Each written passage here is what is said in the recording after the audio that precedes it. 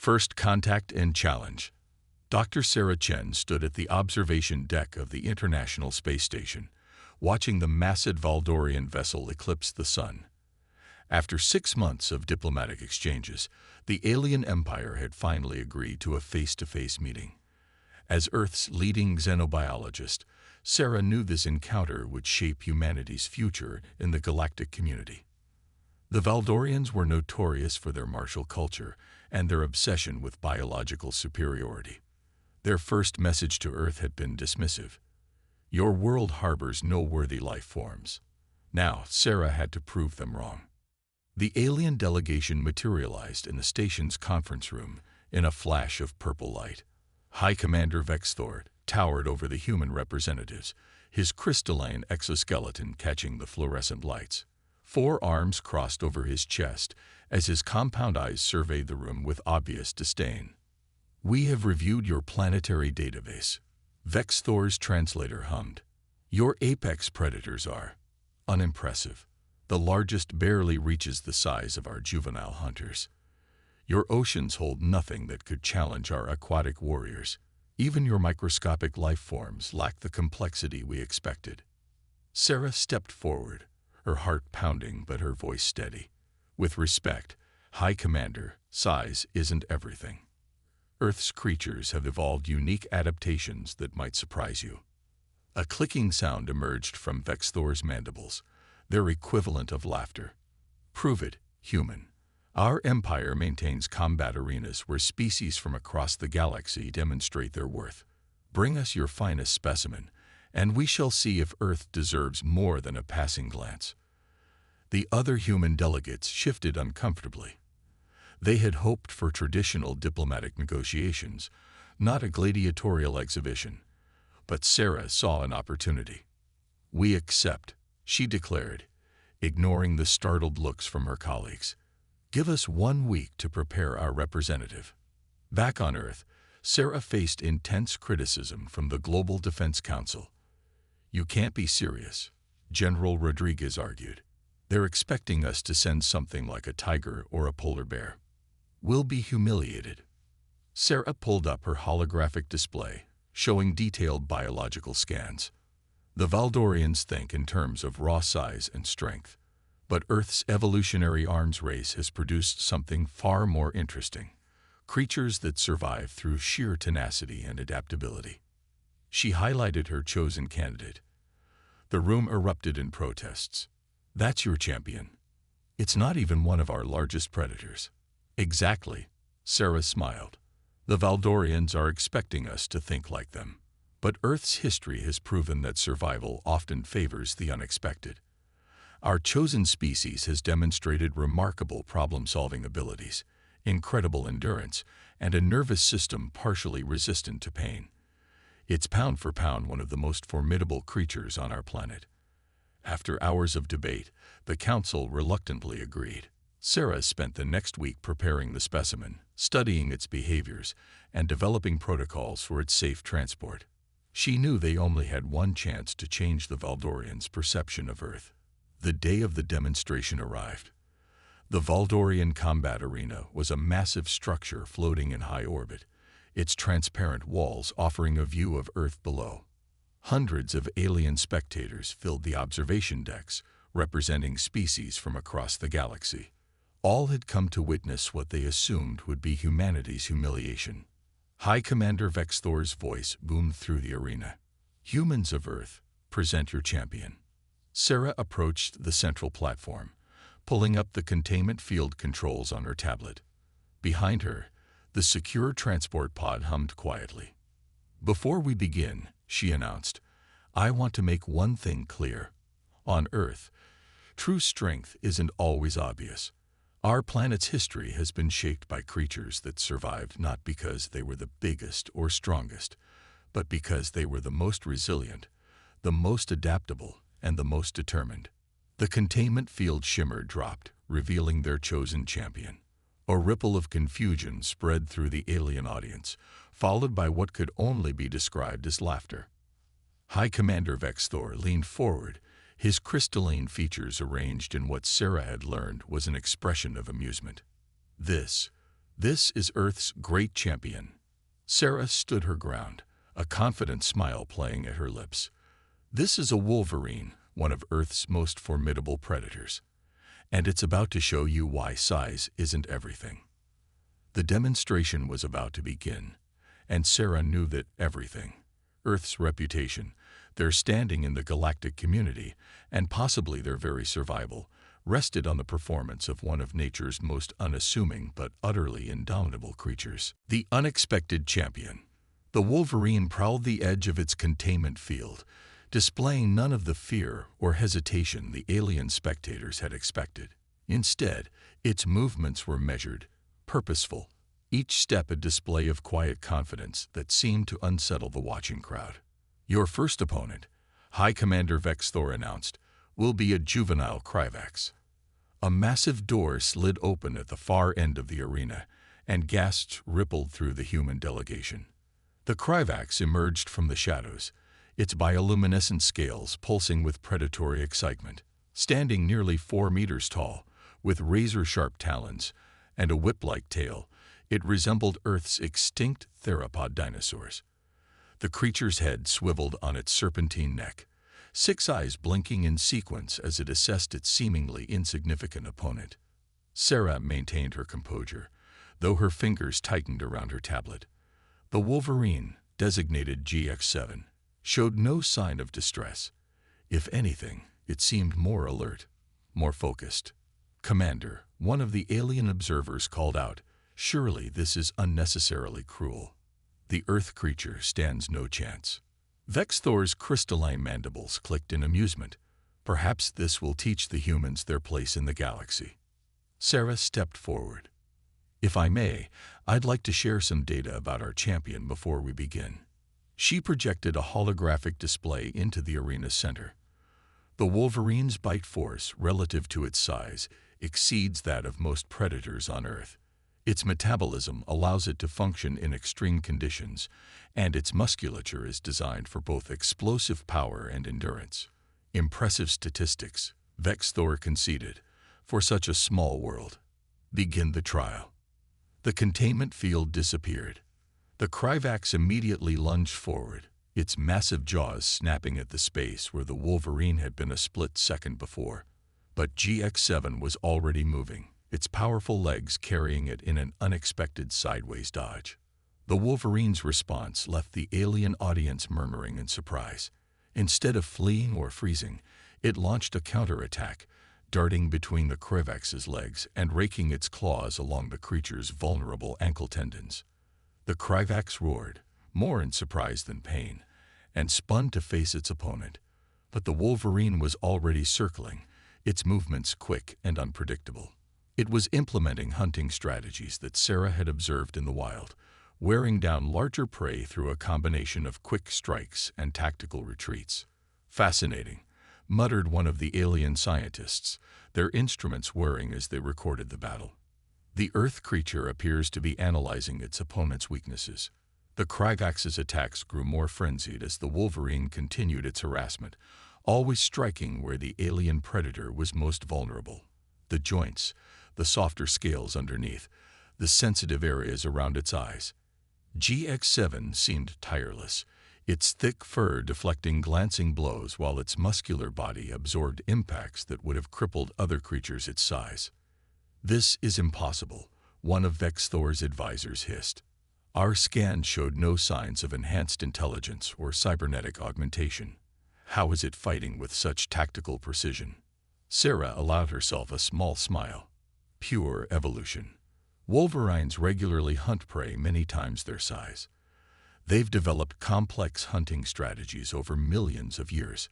What you're seeing is the result of countless generations of adaptation and survival." The battle reached its climax when the Kryvax, frustrated by its inability to land a decisive blow, overextended itself in a lunging bite. The wolverine seized the opportunity, scrambling up the creature's neck and targeting the sensitive junction where skull met spine. Its powerful jaws clamped down with shocking force. The Kryvax thrashed and screamed, but the wolverine held on with characteristic tenacity. Finally, after what seemed like an eternity, The alien predator slumped to the ground, subdued but alive. Silence fell over the arena. The wolverine released its hold and calmly padded back to its starting position, showing no signs of fatigue or stress. It began grooming itself, seemingly indifferent to the stunned audience. High Commander Vexthor rose from his observation post, all four arms uncrossed as he leaned forward to study Earth's champion more closely. "Dr. Chen," he said, his translator struggling to convey the complex emotions in his voice. "It seems we may have been hasty in our assessment of Earth's evolutionary achievements." Sarah nodded respectfully, but kept her attention on the wolverine. This was only the first trial, and she knew the Valdorians would not be satisfied with a single demonstration. They would want to test the limits of Earth's representative, to truly understand what made Earth's life forms unique. "High Commander," she replied, "we're just getting started. Would you like to see what else our champion can do?" The crystalline spines along Vexthor's back rippled with interest. "Indeed. Prepare the second trial. Let us see if your wolverine's victory was mere luck, or something more significant." As the arena reconfigured itself for the next challenge, Sarah checked GX7's biometric readings. The wolverine's vital signs were strong and stable, its body already adjusting and preparing for the next confrontation. Just like on Earth, it would face whatever came next with the same unshakable determination that had allowed its species to survive and thrive in some of the planet's harshest environments.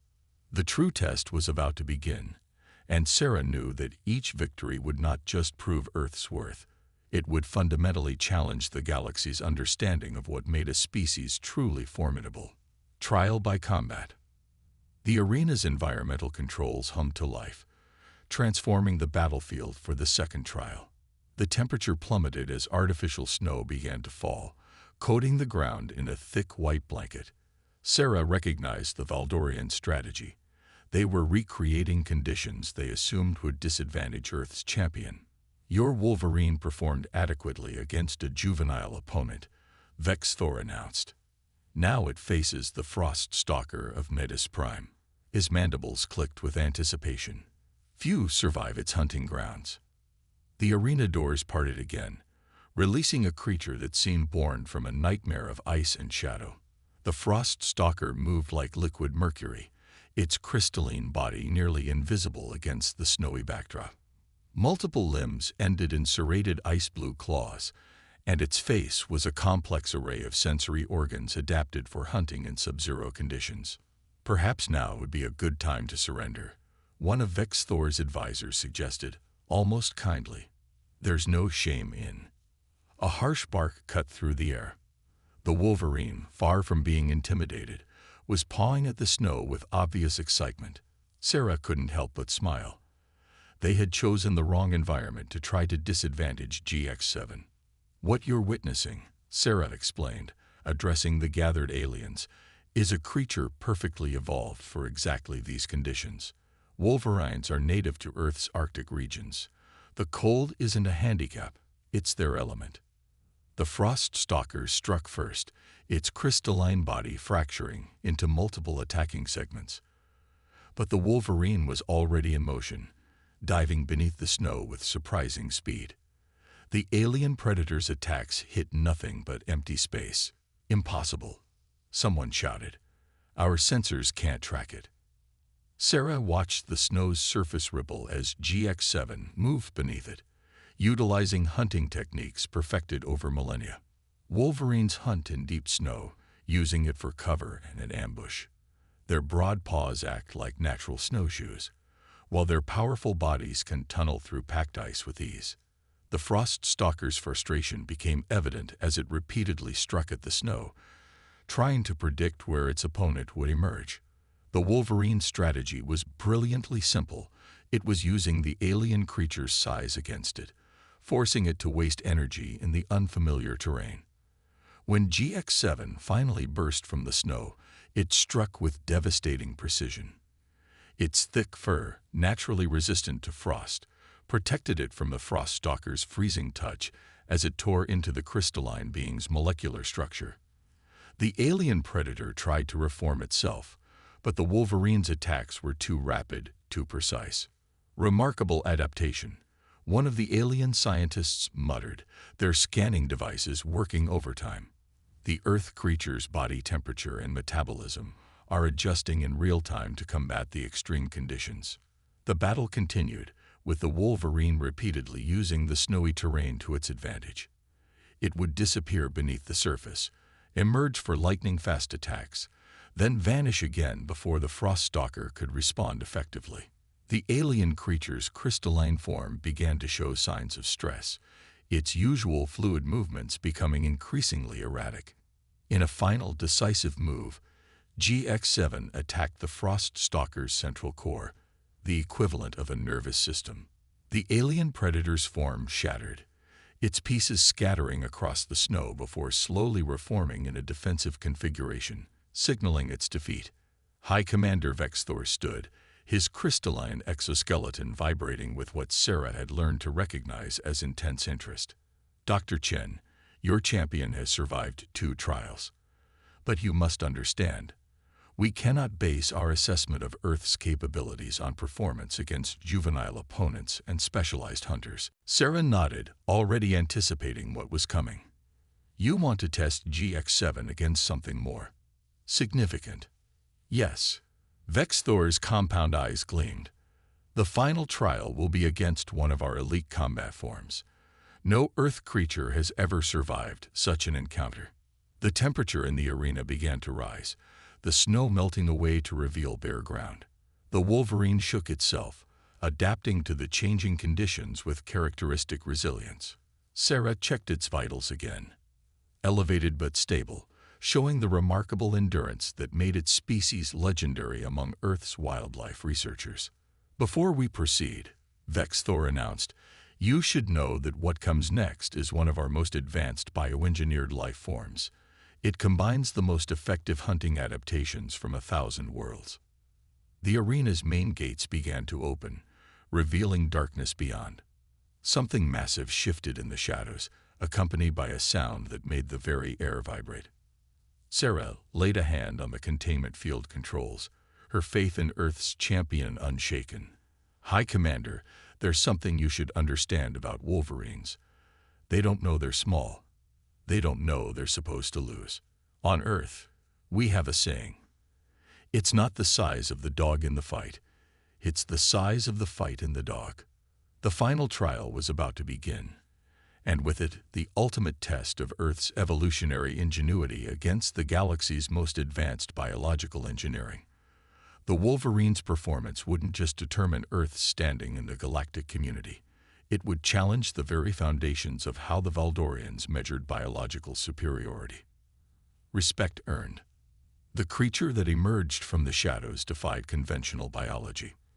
The Valdorian's ultimate combat form stood nearly 8 meters tall, its body a seamless fusion of organic and crystalline components. Multiple limbs ended in weapons that seemed to shift between solid, liquid, and plasma states. Its neural network, visible through translucent sections of its exoskeleton, pulsed with artificial synapses. Behold the Apex-class synth-organic combat entity, Vexthor announced with evident pride. SOC Prime represents 10,000 years of biological engineering. It learns, adapts, and evolves during combat. No unmodified creature has ever lasted more than a few minutes against it. Sarah's colleagues shifted nervously, but she kept her eyes on GX7. The wolverine watched the approaching monstrosity with the same unwavering focus it had shown throughout the trials. Its posture remained confident, almost defiant. You may withdraw your champion, one of the alien scientists offered. The data we've gathered is already quite impressive for a natural species. No, Sarah replied firmly. You wanted to understand Earth's evolutionary achievements. This is your chance to witness them fully.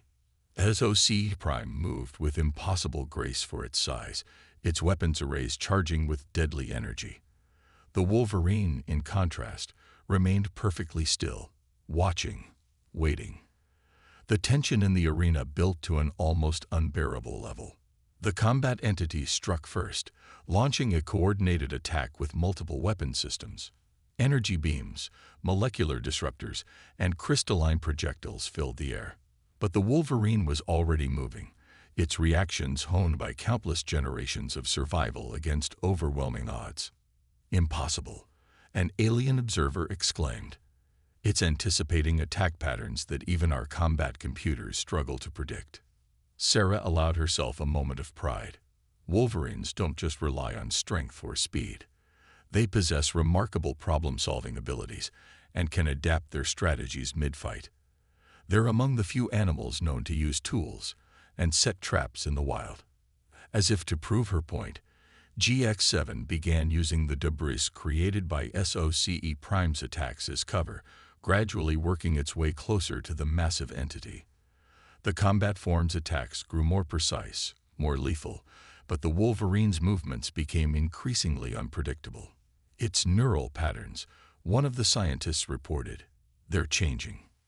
The Earth creature is actually learning and adapting to our most advanced combat protocols. The battle shifted into a new phase as the Wolverine closed the distance. Instead of trying to match SOCE Prime's overwhelming firepower, it targeted specific vulnerabilities in the entity's hybrid structure. Each attack was precisely calculated, striking at joints, power conduits, and sensor arrays. So C Prime's responses became increasingly erratic as its adaptive algorithms struggled to counter an opponent that refused to follow conventional combat logic. The Wolverine's attacks seemed to come from everywhere at once, its powerful jaws and claws finding weak points that the Valdorians didn't even know existed in their ultimate creation. Fascinating, Vexthor murmured. Your champion isn't just fighting. It's solving problems, identifying patterns, exploiting weaknesses we thought were impossible to detect. The turning point came when GX7 managed to damage one of SOCE Prime's primary power distribution nodes. The combat entity's energy weapons began to fluctuate, its movements becoming less coordinated. The Wolverine pressed its advantage relentlessly, demonstrating the tenacity that had made its species legendary on Earth. Finally, after what seemed like an eternity of combat, SOCE Prime systems began to fail. Its crystalline components dulled, its weapons powered down, and its massive form settled into a defensive posture, the equivalent of submission. The arena fell silent. The Wolverine, battered but unbowed, stood its ground, ready to continue if necessary. Its victory over the Valdorians' ultimate combat form had been decisive, not through overwhelming force, but through a combination of intelligence, adaptability, and sheer indomitable will. High Commander Vexthor rose slowly, his crystalline form reflecting the arena's lights in a pattern that Sarah's xenobiology training identified as profound respect. Dr. Chen, he said, his translator struggling to convey the complexity of his tone, we owe you and your world an apology. No apology needed, Commander, Sarah replied. This was an opportunity to demonstrate something fundamental about Earth's evolution. Our planet's history isn't just about survival of the strongest. It's about the development of complex problem-solving abilities, adaptability, and what we call spirit. The alien leader descended from his observation post, approaching the Wolverine with newfound reverence. GX7 watched him calmly, showing neither fear nor aggression. We have much to learn from your world, Vexthor admitted. Our focus on engineered perfection may have blinded us to the power of natural adaptation. Around the arena, other alien representatives were engaged in intense discussions, their previous dismissal of Earth's wildlife replaced by genuine scientific interest. Sarah knew this moment would change humanity's place in the galactic community forever. The Wolverine, its job done, began grooming itself again, seemingly unimpressed by the profound impact of its performance. In that simple act, it embodied everything that made Earth's life forms unique, the perfect combination of capability and indifference to odds that others considered impossible. Alliance forged. In the weeks following the trials, Earth's status in the galactic community underwent a dramatic transformation. The Valdorian High Council Chamber, a vast crystalline structure orbiting their homeworld, hosted representatives from dozens of alien civilizations. They had gathered not to dismiss Earth's achievements, but to understand them. Sarah stood before the assembled delegates, the Wolverine's combat data projected in holographic detail above the chamber floor. "What you witnessed wasn't just about physical combat," she explained. "It demonstrated something fundamental about Earth's evolutionary path." High Commander Vexthor, now Earth's strongest advocate among the Valdorians, stepped forward. "Our initial assessment of Earth's wildlife was based on incomplete metrics. We measured size, strength, and obvious weapons. We failed to recognize the more subtle adaptations that make Earth's creatures truly formidable." The chamber screens displayed footage from Earth's wilderness. Wolverines surviving in extreme conditions, hunting prey many times their size, demonstrating problem-solving abilities that had surprised even human researchers. Alongside these images ran analysis of other Earth species: ravens using tools, octopi solving complex puzzles, elephants displaying emotional intelligence. Earth's gravity well and atmospheric conditions created unique evolutionary pressures, Sarah continued. "But what truly sets our wildlife apart is their behavioral adaptability. Our predators don't just hunt, they learn, adapt, and overcome challenges in ways that even our most sophisticated AI sometimes struggles to predict." A Valdorian scientist activated a comparison display. "We've analyzed the Wolverine's performance against our combat entity. Its success wasn't due to superior strength or speed. It demonstrated what we would call strategic intelligence, the ability to identify and exploit weaknesses while continuously adapting its approach." "This raises an intriguing possibility," another delegate chimed in. "If Earth's unmodified wildlife possesses such capabilities, what might be achieved through collaboration between our biological engineering and your planet's natural adaptation patterns?" Sarah smiled, knowing they had reached the moment she'd been working toward. "That's exactly what we hope to discuss. Earth is prepared to offer access to our biological database and wildlife preserves for collaborative research. In exchange, we seek fuller integration into the galactic community and sharing of xenobiological protection technologies." High Commander Vexthor's crystalline form shifted into what Sarah now recognized as their formal diplomatic configuration. "The High Council has already voted. Earth will be granted full alliance status, with all associated privileges and responsibilities. Furthermore, we propose establishing a joint research initiative, the Interstellar Institute of Evolutionary Studies." The announcement sent ripples of excitement through the chamber. Such an honor was unprecedented for a species so new to galactic society. But the Wolverine's performance had shattered preconceptions about what constituted advanced biological development. "There is one condition," Vexthor added, his compound eyes fixed on Sarah. "You, Dr. Chen, must serve as the Institute's first director. Your understanding of both Earth's evolutionary principles and galactic scientific standards makes you uniquely qualified." Sarah felt the weight of the moment. This wasn't just about scientific recognition. It was about fundamentally changing how different species understood and learned from each other. "I accept, on one condition of my own. The Institute's first project will be the establishment of protected wilderness zones on every member world. We need to preserve the natural evolutionary processes that created such remarkable adaptations." The agreement was sealed in the traditional Valdorian manner, with a crystalline record that would be preserved for millennia. As Sarah signed the document, she couldn't help but smile at the irony. Earth had earned its place among the stars not through technological superiority or military might, but through the tenacity and adaptability of its wildlife. Back on Earth, in a reinforced habitat specially designed for its comfort, GX-7 continued its daily routines, unaware of its role in reshaping galactic society. The Wolverine's performance had done more than prove Earth's worth. It had demonstrated that true advancement wasn't always about engineering the perfect organism, but about understanding and preserving the remarkable adaptations that natural evolution had already achieved. "You know," Sarah remarked to Vexthor as they watched Earth rotate below the chamber, "there's an old saying on our world. In nature, nothing is perfect, and everything is perfect. I think we're just beginning to understand what that really means. The High Commander's translator took a moment to process this, but his response carried clear understanding. Perhaps that is the greatest lesson your world has taught us. True perfection lies not in the final form, but in the endless capacity to adapt, to learn, and to overcome. As the Galactic Alliance entered this new era, Sarah knew that humanity's place in it had been secured not by attempting to dominate nature, but by learning to understand and respect it. The Wolverine had shown the galaxy that Earth's greatest strength lay not in size or power, but in the indomitable spirit that evolution had forged in even its smallest champions.